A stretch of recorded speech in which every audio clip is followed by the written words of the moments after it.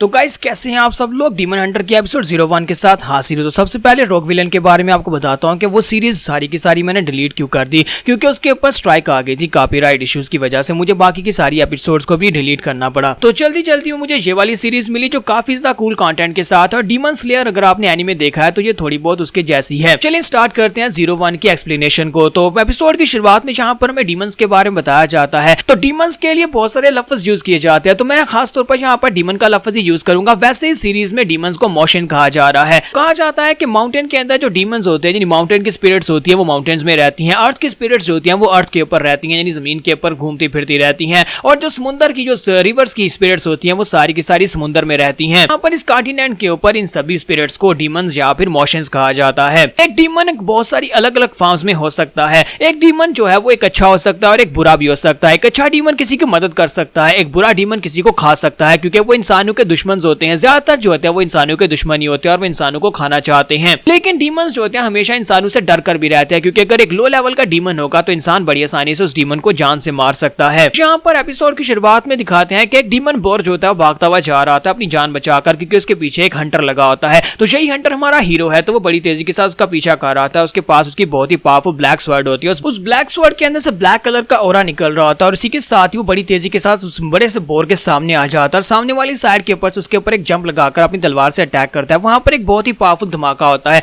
और उस जबरदस्त धमाके के साथ ही वो बोर जो होता है ग्राउंड के ऊपर गिर जाता है और उसे कहता है कि मैं तुमसे भीख मांगता हूँ, प्लीज यहाँ पर मेरे पर तरस खाओ और मुझे यहाँ पर से जाने दो, मेरी जान बख्श दो। मैंने यहाँ पर तुम्हारे साथ ऐसा क्या किया है कि जिसकी वजह से तुम यहाँ पर मेरे पीछे पड़े हो। तुम्हारे हीरो का नाम होता है हान सी ही। तो हान उसे कहता है कि तुमने यहाँ पर कुछ भी ऐसा नहीं किया, लेकिन मुझे यहाँ पर तुम्हें मारना होगा क्योंकि मुझे तुम्हारी पावर्स चाहिए, क्योंकि तुम एक डीमन हो और जहां भी मैं डीमन देखूंगा मैं उसे मार डालूंगा, चाहे तुमने कुछ अच्छा किया हो या फिर तुमने कुछ बुरा किया हो। और इसी के साथ ही हमारा हान जो होता है अपनी तलवार उसकी बॉडी के अंदर दंसा देता है और उस बड़े से बोर मॉन्स्टर को वहां पर मार डालता है। तो इसका जहां पर फंडा यह है कि ये जब किसी मॉन्स्टर को यानी किसी डीमन को मारता है तो उसकी बॉडी के अंदर से जो उसकी डिमोनिक पावर्स होती हैं इसकी ब्लैक स्वॉर्ड उसको अब्सॉर्ब कर लेती है। और जहां पर इसका एक गोल है कि जितने भी डीमंस होंगे वो उन सभी को मार डालेगा। तो उस मॉन्स्टर को मारने के बाद उसकी एनर्जी को अब्सॉर्ब कर लेता है और फिर साथ ही वो कहता है कि नहीं अभी भी नहीं, अभी मुझे यहाँ पर और बहुत सारे डीमंस का शिकार करना है, तब जाकर मैं उस एनर्जी लेवल पर पहुंच पाऊंगा जो मुझे चाहिए। फिर साथ ही वो कहता है कि मुझे और बहुत सारे डीमंस को ढूंढना होगा और ढूंढकर उन सभी को मारना होगा ताकि मैं यहाँ पर अपने आप को पावरफुल बना सकूं,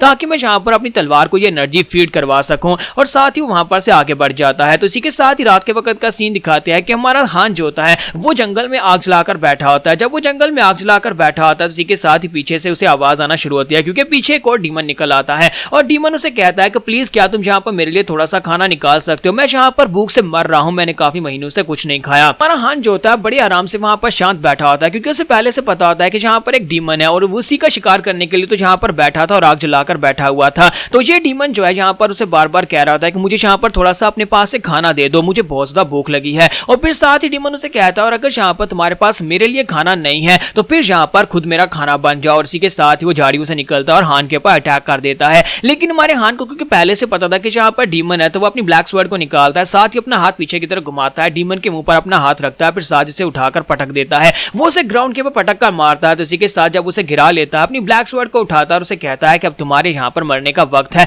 तुम यहाँ पर मेरा खाना खाने के लिए आए तो मैं यहाँ पर तुम्हें खाऊंगा। और जब वो अपनी तलवार उसकी बॉडी के अंदर दंसाता है, उसके सर के अंदर दंसाता है, तो वो डीमन उसे कहता है कि मुझे तो बस यहाँ पर भूख लगी थी और मैं यहाँ पर अपनी भूख मिटाने के लिए आया था, प्लीज मुझे माफ कर दो, मुझे यहाँ पर से जाने दो। तो हान उसे कहता है कि मैं यहाँ पर से तुम्हें क्यों जाने दूं, तुम्हें भी यहाँ पर भूख लगी थी और मुझे भी यहाँ पर भूख लगी है, तुम मेरा शिकार कर रहे थे और मैं यहाँ पर तुम्हारा शिकार कर रहा था। जब किसी के साथ ही वो सोच रहा होता है कि यानी वो डीमन जो होता है वो सोच रहा होता है कि मैं हमेशा से इसी तरह यहाँ पर शिकार करता आया हूँ। जब भी इंसान कभी यहाँ पर जंगल से गुजरते हैं मैं उनके सामने इस तरह की आवाज में कहता हूँ कि मुझे भूख लगी है और जब वो यहाँ पर मुझे खाना देने के लिए आगे बढ़ते हैं तो मैं उनके ऊपर अटैक कर देता और उन्हीं को खा जाता हूँ। और आज यहाँ पर मैं अपने ही ट्रैप में फंस गया। मुझे लगा कि शायद ये इंसान यहाँ पर उन्हीं इंसानों की तरह है जिनको पहले मैं यहाँ पर मार चुका हूँ, लेकिन मेरी भूख ने यहाँ पर मुझे मरवा दिया है। तो देखते ही देखते हमारा हान जो होता है वहां पर अपनी तलवार जब उसकी बॉडी के अंदर दंसाता है तो उसकी जो डिमोनिक पावर्स होती है वो सारी की सारी उसकी बॉडी के अंदर अब्सॉर्ब हो जाती हैं और वहां पर वो जो मॉन्स्टर होता है उसका सिर्फ कंकाल ही बच जाता है। तो इसी के साथ हमारा हान कहता है कि मुझे लगता है कि तलवार के अंदर काफी सारी पावर आ गई और वो अपनी तलवार को वापस रखता है। साइड के ऊपर से एक अंकल निकल आता है।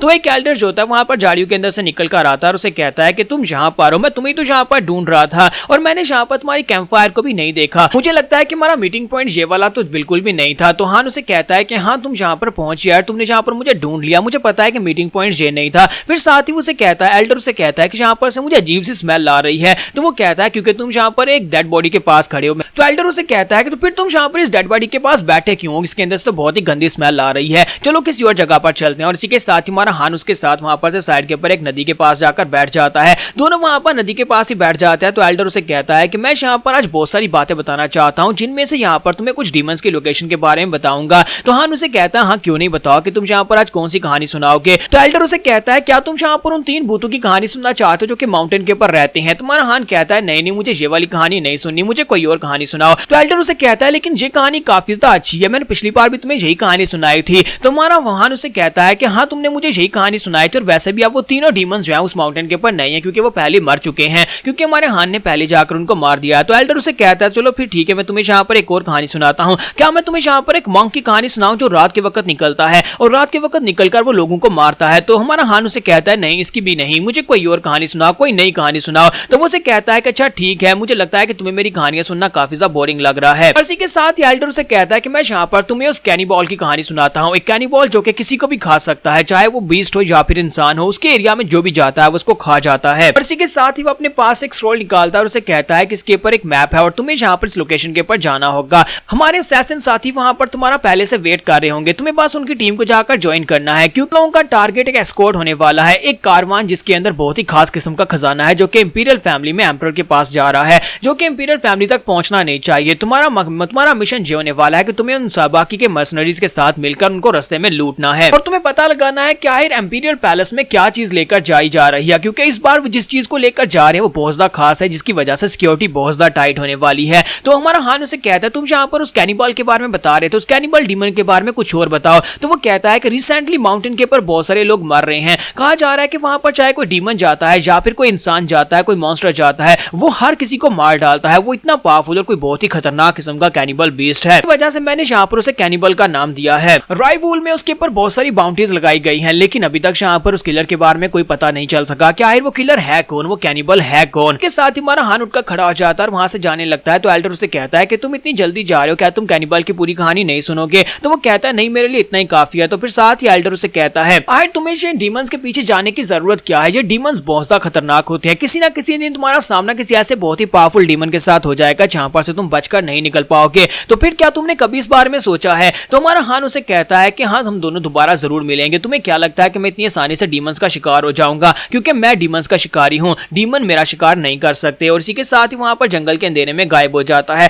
तो एल्डर कहता है कि ये बच्चा अकेला जंगल में गुम हो जाता है, हालांकि इस जंगल में अकेले चलना बहुत ज्यादा खतरनाक है, कहीं पर से भी कोई डीमन निकलकर अटैक कर सकता है। इसी के साथ ही हमारा हान जो होता है उस मैप के मुताबिक उस जगह के ऊपर पहुंच जाता है और कहता है कि मैंने जहां पर सही नक्शे को फॉलो किया, मैं उस जगह के ऊपर पहुंच चुका हूं जहां पर मर्सनरीज होने वाले थे, लेकिन यहाँ पर तो कोई भी नहीं है, कहीं ऐसा तो नहीं है कि मैं यहाँ पर गलत माउंटेन के ऊपर आ गया हूँ। इसी के साथ ही हमारा हान कहता है चलो फिर यहाँ पर से वापस चलते हैं, डाइसान माउंटेन के ऊपर चलता हूँ, वहां पर जाकर कैनिबल से फाइट कर लेते हैं, उसी को ढूंढकर उसको मारते हैं। लेकिन इसी के साथ साइड के ऊपर से आवाज आती है। तुम्हारा हान कहता है कि यहाँ पर किसकी आवाज आई। तो बड़ी तेजी के साथ भागता है वो साइड के ऊपर चला जाता है। जैसे ही वो साइड के ऊपर पहुंचता है जहां पर से आवाज आई थी, वहां पर डेड बॉडीज पड़ी होती हैं। वो सारे मर्सनरीज जिनके साथ वो रीग्रुप होने के लिए वहां पर आया था, उन सभी की डेड बॉडीज वहां पर पड़ी होती हैं। साथ ही वहां पर सामने एक लड़की दिखाई देती है, लड़की जो होती है वहां पर चुपचाप बैठी होती है। तुम्हारा हान कहता है कि ये क्या इस लड़की ने ये सब कुछ किया है, क्या इस लड़की ने यहाँ पर इन सभी लोगों को मारा होगा। इसी के साथ ही हमारा हान जो होता है वो उस लड़की की तरफ आके बढ़ता है, क्योंकि उसे लगता है कि शायद वो भी एक डीमन है। तो यहाँ पर हमारी एपिसोड 01 का एंड करेंगे। नेक्स्ट एपिसोड में देखेंगे ये लड़की कौन है और कहां से आई है, और आखिर यहाँ पर सारे के सारे लोगों को किसने मार दिया, ये सारे मर्सनरीज की डेड बॉडीज यहाँ पर क्यों पड़ी हैं, जो हम लोग नेक्स्ट एपिसोड में देख पाएंगे। तो एपिसोड की एक्सप्लेनेशन अच्छी लगी हो तो कमेंट करके जरूर बताइएगा और वीडियो को लाइक करना मत भूलिएगा। Thank you.